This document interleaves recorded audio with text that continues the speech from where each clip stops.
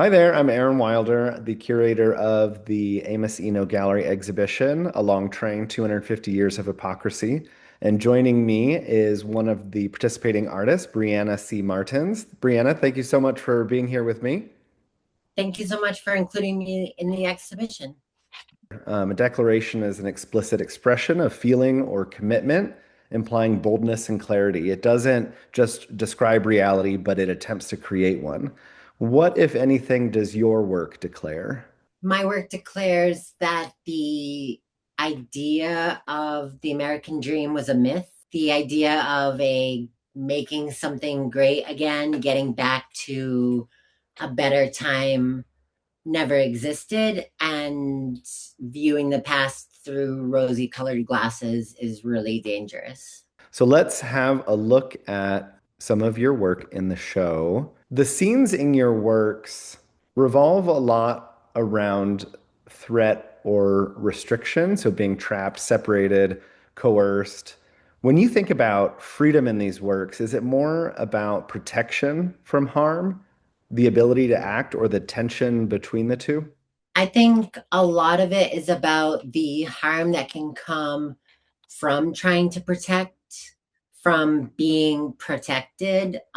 This one in particular, a frantic beating of the heart in the chest, was a line I read in an article about a house fire and the idea of being trapped and family as something you can't escape from, even if it's trying to like protect you. You know, Right. the bars on our windows keeping us in an inferno. Right. And so you have these kids behind the glass panels of this door, unable to get out. I like to think that my paintings are like holding up a mirror to America about America's experience using their own memories. I buy abandoned, orphaned family photos from flea markets and antique shops, wherever I find them. And I think it's always just really interesting seeing what people chose to commemorate in the 40s, 50s, Hmm. 60s. The idea of the bicentennial in 1975 and the or 76, and the idea of, you know, America as something greater that's been passed by. The idea of that great again America being something where a lot of people, including myself, wouldn't be very welcome. Right. And so it's interesting what you're talking about with family and the notion of family and these orphaned photographs. There's a difference between the family you inherit and the family that you embrace. Um, A lot of these recently have been about how we relate to each other and the way that we're kind of forced into these close knit relationships with people that we don't really have that much in common with. Working from found photos, I don't change anything inherent in the photo. I try to bring out what drew my eye of this moment of uh, American carnage, as our president called it in his first inauguration mm, address, and that I've really been trying to sort of chip into the idea of why is America the way it is and who like hurt it, you know? so let's look at another one of your works in the show as we're talking about the people in these situations that might be coerced or they might be in the milieu of people who are not really like you, as you were just saying. And so this work is called The Penitent. What were some of the things you were thinking about when you were making this work? The original photo is of three girls in a church parking lot. You can see the church windows behind them, and the girls that are standing are gleeful while the girl in the front is forced on her knees, clutching Yeah. this book. And it's taken as probably just another Sunday snapshot, but the worry on her face and like the clear desire to escape from that position that she's been put in just really resonates somebody took this picture with their camera and had it developed and then put it in their family album, being like, what a great Sunday, when that girl's face shows it's anything but. And I like the idea of like forced religious like prostration, the idea of like being forced to apologize, being put Hmm. into the penitent sort of mindset of apologizing for something you never did wrong. Right. And it makes you wonder about who took the photograph, what was their relationship to this kneeling woman, what was it that they were trying to immortalize in this photographic moment.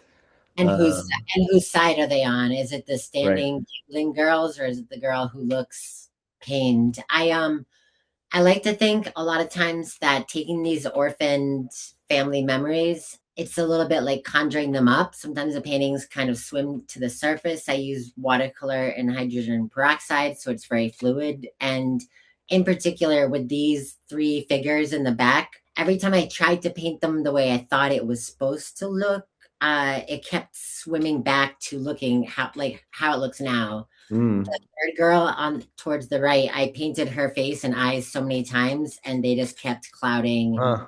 out. And sometimes with these paintings, after wrestling with them, it's like, okay, spirit, like that's how you want to look, to be Right. remembered, to have this sort of afterglow image of yourself. Yeah. Right. Yeah, there's something eerie, but also, yeah, just really powerful about what is invoked with these photographs and these spirits, as you're saying, that sort of live on from this previous life. Um, I think a lot about like King Henry and how the only images we'll ever have of some people would be vanity painted portraits, and how these photos have been abandoned by their families, by maybe their family is gone. Certainly, the people in the photos are most likely dead, or at least the person they were is gone. And sometimes try to rescue them from being forgotten by conjuring them up in this way so that they can live on.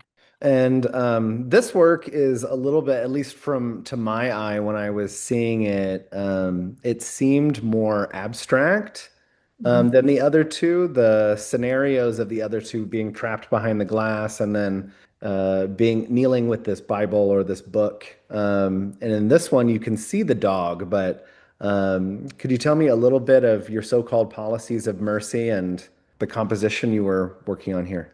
I've been trying to reassure myself that I don't necessarily have to like hold a viewer's hand through the Right. painting.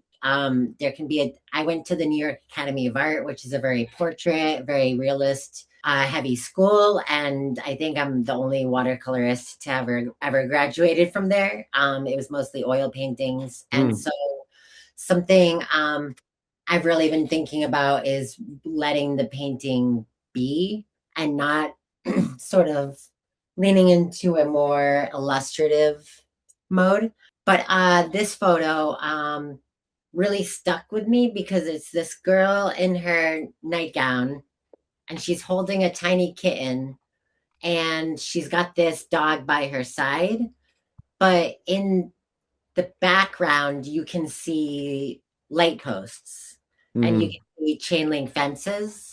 And at the time, I was listening to the audiobook version of Stephen King's Firestarter, Mm.